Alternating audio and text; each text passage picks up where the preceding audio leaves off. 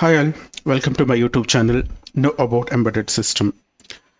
In today's video, I'm going to discuss about one of the interview favorite topic, that is a nested vector interrupt controller. So in the most of the interviews, we will get the questions. Definitely we will get the questions based on the interrupts, that too especially NVIC, that stands for interrupt vector control. Okay, so before starting the video, if you are a new viewer to my channel, kindly subscribe my channel and gain the knowledge on embedded system. Let us start today's video then. Nested vector interrupt controller. So this is one of the very important topic in our embedded system. So we know that already we have a processor. This is your ARM Cortex processor, and here you can see this part we are going to discuss, NVIC. NVIC, it's also called as NVIC. NVIC we will call. Okay, so how it looks like, its internal design. The NVIC design looks like this. So this is going to be a part of your core microprocessor or your core ARM Cortex processor, and this part, what you're seeing, this is your NVIC. So NVIC, we know that already. What is the definition of NVIC? NVIC stands for nested vector interrupt control. What is the responsibility or what is the function of NVIC? NVIC is responsible for handling the interrupts, responsible for prioritizing the interrupt, responsible for executing the interrupts. Okay, and there are many things are in that part we will discuss. Yeah, so already I told you guys, NVIC stands for nested vector interrupt controller. This is a part of core ARM core processor. As I told you already, this part what you are seeing, this is your core processor, and this is your NVIC. The NVIC is responsible for executing interrupts, prioritizing the interrupts, and monitoring the interrupts from the various sources. What are the various sources? I'll just tell you what are the various sources later. Just keep it in mind. This is responsible. This NVIC circuit is responsible for handling the interrupt. So what it says, our definition says like this: NVIC, or a nested vector interrupt controller, it is a part of core ARM processor, and it is tightly integrated in a processor. This is already available in the processor. This is not available in outside the processor. This is already available in the Cortex processor, and this is responsible for managing and prioritizing all exceptions and interrupts. So try to understand one important word here. So he is telling prioritizing, managing, responsible for managing, prioritizing all exceptions and interrupts. So these interrupts will be having again two types. The interrupts will be software interrupts and hardware interrupts. You will have two types of interrupts. Later I'll be discussing about this. Interrupts will have two types: software interrupts and hardware interrupts. And then there is one more thing called as exceptions. What do you mean by exceptions? Exceptions are nothing but the system exceptions. The interrupts generated from the processor itself is called as exception. What are the exceptions? I'll explain later. Just keep it in mind. NVIC is responsible for handling the interrupts, exceptions, including hardware interrupts and software interrupts. Okay, I already told what are the different sources of the interrupts. So what are the different sources of the interrupts to the NVIC? There are three major sources are there. I already told one source is nothing but this part. One source is nothing but from the processor side. From the core processor side also we are able to generate interrupt, but these interrupts, we will not call those as interrupts, we will call it as exceptions. The exceptions will be generated from the processor side, and it will be again handled by NVIC or NVIC. These exceptions will have a higher priority. Okay, the sources of the interrupts, nothing but our peripherals, all types of peripherals. And third source for the interrupts are software. There are three different sources are there, I already told. One is our core processor to generate the exceptions, and the second sources are nothing but the peripherals. So these peripherals include like this. The peripherals what I'm highlighting, like timers, or all protocols like UART, SPI, I2C, CAN, ADC, or DAC, or even external interrupts as well. So these are all the sources of the interrupts. External interrupts are, I would say here, peripherals. The peripherals are nothing but circuits of your microcontroller. This is the second source of the interrupt, And third source of interrupt is nothing but our software. Even from the software also we can generate the interrupt. There are three sources. One is core processor, second one is our peripherals, third one is software. The NVIC is responsible for handling all three types of interrupts, as I told already: prioritizing, handling, and servicing the interrupt service routine. Okay, so I hope you understood the definition of NVIC. Let us understand what are the core functions of your NVIC. What are the main functionalities of your NVIC in detail? This is very important. Most of the interviews, they'll ask about what are the functions of the NVIC. The first, as I told you already, NVIC is responsible for handling the prioritization, interrupt prioritization. First thing is, it is responsible for handling the interrupts. At the same time, it is also responsible for prioritizing the interrupt. So you know that what do you mean by prioritization. So if you have more than one interrupts at a time, each interrupts will have its own priority. If you have two interrupts at a time, so interrupt number 1 and interrupt number 2 will have its own priority. Based on the priority, we have to execute our processor will execute ISR routine, and this NVIC is responsible for assigning the interrupt priority and handling the interrupts based on the priority. Lower priority will be executed late, and higher priority will be executed very early. The second important function of NVIC is nested interrupt handling, nested vector interrupt handling. So what do you mean by nested interrupt handling? This point. So what do you mean by nested interrupt handling? So nested interrupt handling means if you are executing one interrupt, if one more interrupt is requested, this NVIC block or NVIC circuit is responsible for handling the nested vector interrupts, managing and handling the multiple interrupts at a time. So whenever you are executing one interrupt service routine, you can see here the higher priority interrupt can also request, and whenever there is a higher interrupt is requested, the lower priority interrupt will be preempted. Preempted in the sense it is going to be paused. The higher priority interrupt will be preempted, the lower priority interrupt. Lower priority interrupt will be suspended temporarily, and then the higher priority interrupt will be start executing. This process is called as preemption. So this is also one of the interview question. What do you mean by preemption? Suspending the lower priority interrupt and enabling the higher priority interrupt is called as preemption. So these preemptions are handled again by NVIC, that is called as nested vector interrupt handling. This is the second important feature of your NVIC. Third interrupt feature, interrupt control. Interrupt control is nothing but enabling, disabling of the interrupts. If you want to enable some interrupts, you can enable. If you don't want some interrupts, you can disable. So controlling, nothing but enable and disable of interrupt is taken care by NVIC. Low latency processing. Low latency processing is nothing but execution should be very less. Execution time will be very less. Response time should be very less. Whenever, as soon interrupt requests, the NVIC should be responsible. NVIC is responsible to process the request immediately if it is a higher priority. With a less time is called as low latency processing. And then context switching. What do you mean by context switching? So context switching means saving.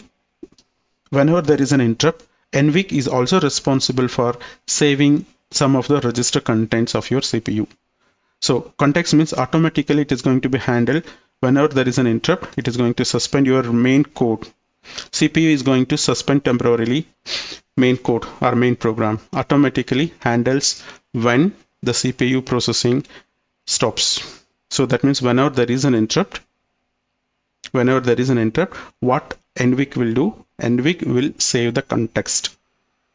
Context means which includes some of the registers, memory locations, main program counter, and so on. Some of the data we have to take it as a backup, because whenever there is an interrupt, processor will go and execute the service routine.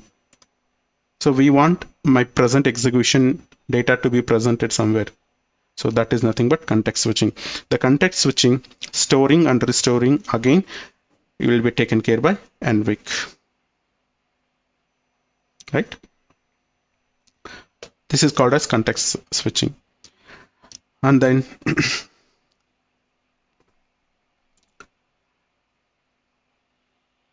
And then we have something called as system exceptions. I told you already. So this part I'm talking about. Even processor also will generate some of the important exceptions. Those things we will not call as interrupts, but instead of that we will call it as exceptions. The interrupts which are generated from the processor side or core processor side, they are called as exceptions. So these exceptions are very high priority than any interrupts, and these exceptions only generated by core processor. Example I have listed here. So you can see here, reset is a one core processor exception. NMI, non-maskable interrupt, is a one of the exception. Hard fault, memory management fault, bus fault, usage fault. Like this, we can give a number of examples for the exceptions. So exceptions, what do you mean by exception? Exceptions are nothing but interrupts generated from the core with a very high priority. And NVIC is also responsible for handling these type of exceptions. That is why here you can see we have given the arrow from the processor side, from the core processor side to the NVIC side. Okay, yeah. And then tail chaining. So what do you mean by tail chaining? So tail chaining means saving the time. Let us assume I'm executing one interrupt, and before completing the one interrupts, one more interrupt arises. So second interrupt is also alright. In that situation, we will not save any context for the second interrupt. Directly we will jump to the second interrupt service routine without saving some context which are from the second interrupt. So this is going to save the time with respect to NVIC. Yeah. Then next topic, how NVIC works. It's very simple how the NVIC works. So NVIC, you know that already. So interrupts will be generated. Interrupts or exceptions will be generated from the various sources, including peripherals, or exceptions are from the software side. Whenever interrupt generates, the NVIC is responsible for verifying the interrupt, its priority level, and a higher priority will be allocated. It will be mapped to the interrupt service routine. It will be mapped to the interrupt service routine, and then interrupt service will be executed. Processor is going to execute the interrupt service routine, and then the main program will resume. So let us see those points here. So how NVIC works. The first one is interrupt occurrence. So interrupt occurrence means it is an interrupt which are generated, like whenever there is an interrupt from either from peripheral side or from the processor side, exceptions are from software side as well. So that is called as interrupt occurrence. The second one is processor state preservation. This is called context switching. I told you, right? In the previous explanation, I told something called as context save and resave, or you can say context saving process.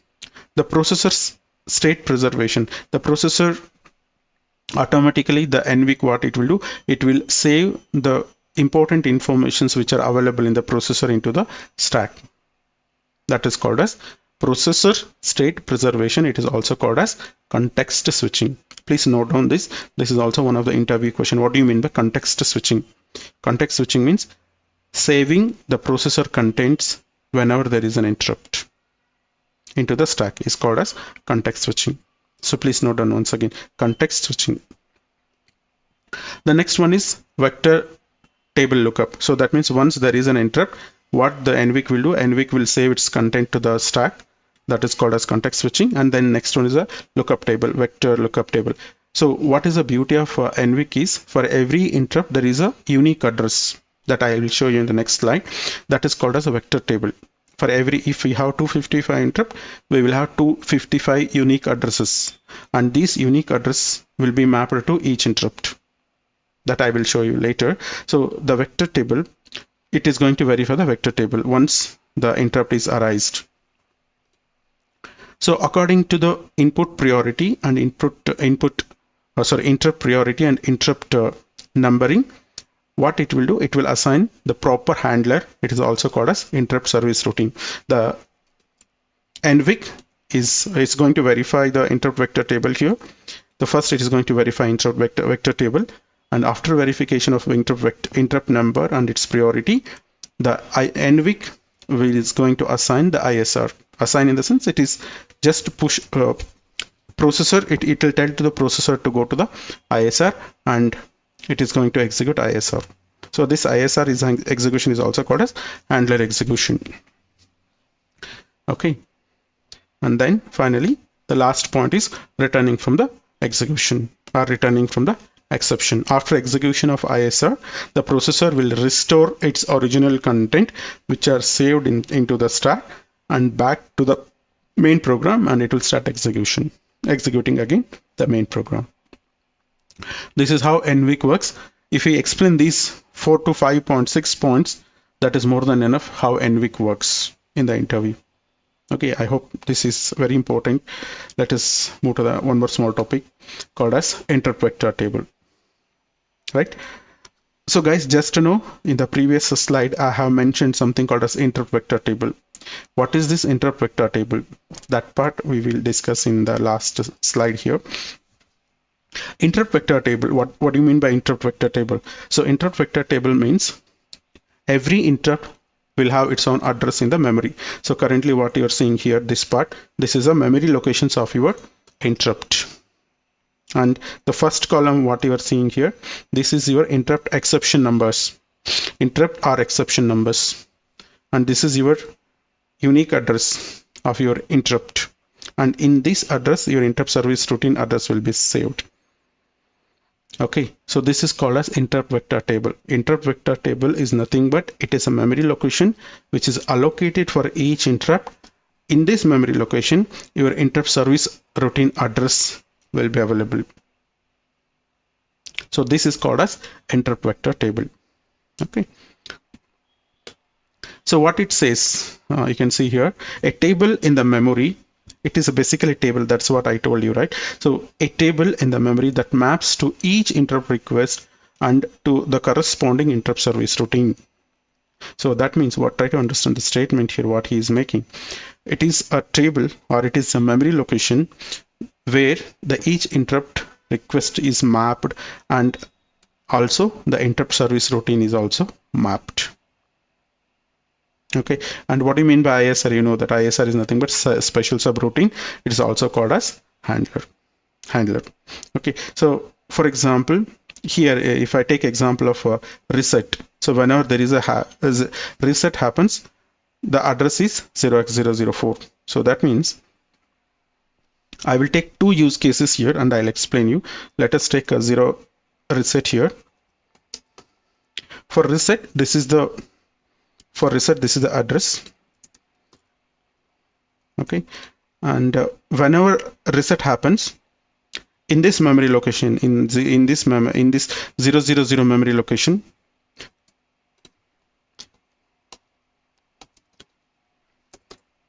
so in this memory location, your ISR routine will be there. So reset handler will be there. Okay, in this memory location, there will be a reset handler. Your processor will go and execute this reset handler. Similar to that, if you take any example, let us take example of hard fault. So same thing again. It's for hard fault. This is the address. Okay, this is the address. So in this address, your hard fault handler address will be saved, and so processor will go and execute the hard fault address. So this complete table or this complete chunk of memory is called as interrupt vector table, where each interrupts are mapped to one unique address, and in that address the handler address will be present. Processor will go to that particular address. From that address, your processor will jump to the reset handler and it will execute the reset handler. Okay, so this is how the interrupt vector tables are designed. In the interrupt vector table, the first starting address will be your stack pointer. That is what you are seeing here. So always the first address in the interrupt vector table will be your stack pointer. Here you can see the 0 will be your stack pointer, followed by reset and followed by NMI, and it goes on like that. Okay, and the first address, as I told, it's a stack pointer, and then followed by reset and then followed by NMI. Okay, and please observe one more thing here. So always each interrupt will be mapped with a difference of 4 bytes. For every one interrupt, the 4 bytes are allocated. If you observe the vector table here, 0, 4, 8, C, 10, 14, 18, and it goes on like that. For every interrupt, 4 bytes of memory location is allocated for every interrupt. In this interrupt address, there will be ISR routine address. Okay, and then lastly, I already told there is something called as exceptions and interrupts, right? So just I want to highlight one more point here. So exceptions and then interrupts. I'll just show you one important thing. Exceptions. What do you mean by exceptions? Exceptions in the sense these are all again behavior of the processor. Okay, these are all the exceptions are nothing but interrupts from the processors are called as exceptions, and these exceptions always with a higher priority. You can see here exceptions up to, in our ARM Cortex processor there are totally 16 exceptions are there, and these 16 exceptions will have higher priority. Okay, and which are mapped from 0000 to 3C. The exception number you can see 0 to 15, nothing but 16, and this is the offset address, and names also you can see the reset, NMI, hard fault, memory management fault, bus fault, and so on, goes on like that. So these are all called exceptions, one type of interrupt from the processors. And then we have second type, as usual, IRQ interrupts. IRQ stands for interrupt request. These IRQ interrupts are starting from serial number or exception type number 16 to 255. There are totally 16 to 255, so there will be numbering, so 255, and IRQ 0 to 239. So if you talk about IRQ 0 to IRQ 240, 239. So these many interrupts you can generate from the IRQ side. So totally if you count it, 60 exceptions plus 240 IRQs, so it's going to generate totally 255. So your ARM Cortex processors, they will support up to 255 interrupts. Okay, so this much is related to NVIC, that stands for Nested Vector Interrupt Controller. So with this, I want to end my video here. So if you feel this video is very informative, please click on like button and subscribe to my YouTube channel, Know About Embedded System.